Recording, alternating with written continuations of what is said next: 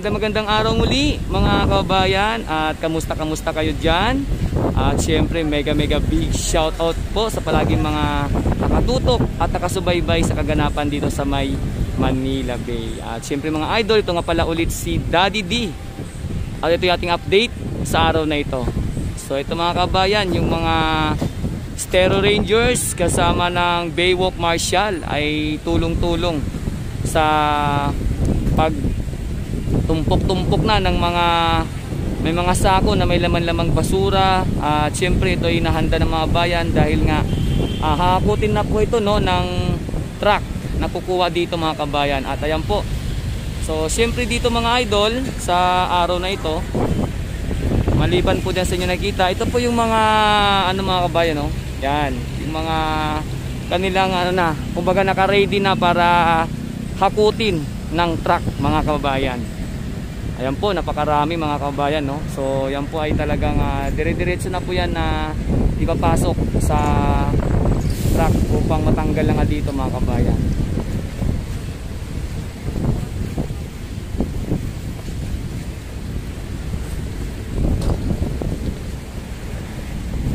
So sa ngayon mga kababayan, yung kaganapan dito sa may Manila Bay. Ayan, kung inyo pong napapansin mga lodi, ang lugar ng Manila Bay sa ngayon ay tahimik mga kababayan.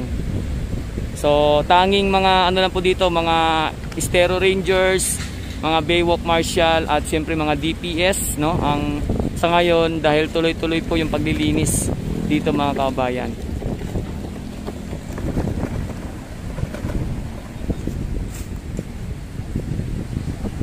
So ito mga idol, medyo nakapanibago talaga sa Manila Bay ngayon sa araw na ito, dahil ECQ na naman mga kababayan.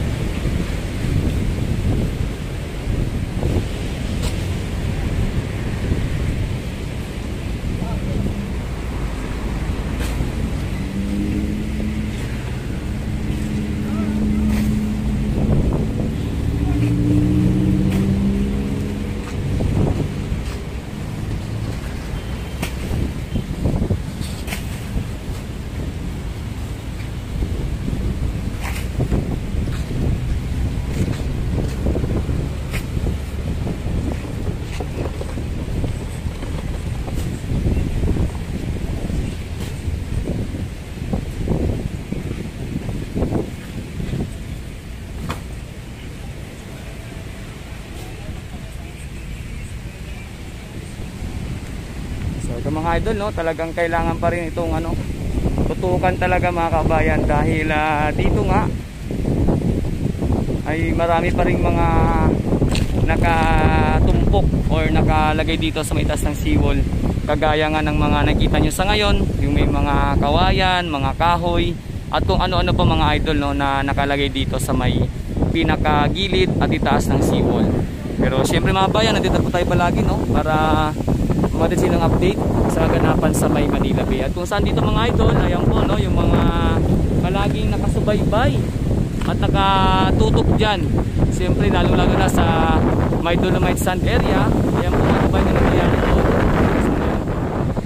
At doon nga sa may bandang Dolomites mga kabayan, sa may loob mismo ng ating kabuhanginan, hindi pa makikita sa ngayon yung patuloy na at sama-sama yung mga Baywalk Marshal, siyempre mga Stero Rangers na walang humpay at talagang tuloy-tuloy po ang kanilang paghakot dito mga kabayan. At siyempre kasama na po yung mga paglilinis dito nga sa may dalampasigan ng Manila Bay para maging bumalik ng puli yung dating alindog ng Manila Bay mga kabayan. So ngayon po yan sa araw mismo ng ECQ mga idol, hindi po natutulog at nagpapahinga yung mga nagme-maintain ng kalinisan dito. Talagang tuloy-tuloy lang po sila mga kababayan.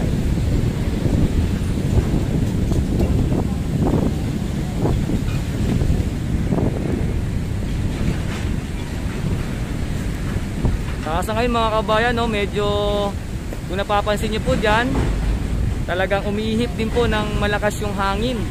At syempre kasama na dyan sa inyo nakikita mga kabayan yung ating alon, na kung saan talagang medyo malaki na rin po yung pinaka ano niya, kumbaga yung alon natin malakas na rin po yung hampas mga kabayan. Pero ayan po, talagang sa gitna po ng medyo mainit na sikat ng araw, patuloy lang mga idol yung ating mga lodi rito at taga-maintain ng kalinisan sa May Manila Bay.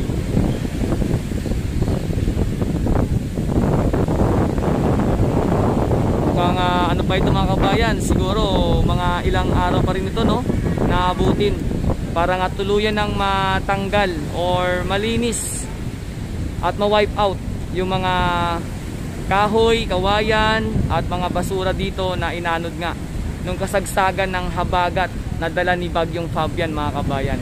At siyempre sa ngayon patuloy pa rin po tayo na mag-aabang at mag-update sa inyo dahil ito pong ating ngayon update, no, dito sa Manila Bay mga idol. Kung inyo pong napapanood or naririnig sa mga balita ay meron pa rin po tayong mga habagat at syempre yan merong nakikitang mga low pressure area, no mga idol. At syempre po mga bayan, talagang asahan nyo rin po yung lagi nating pagsusubaybay dito at pag-update para po sa inyo mga kabayan.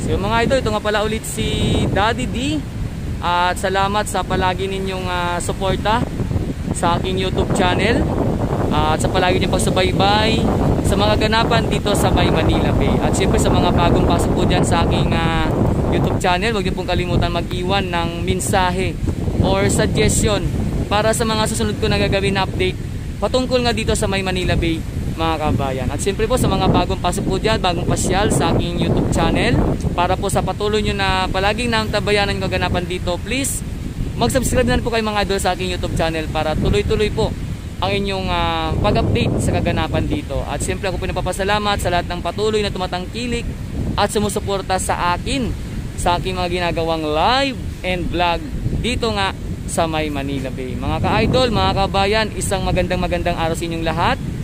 Maraming salamat. Mabuhay kayo, ingat tayo palagi, and God bless us all.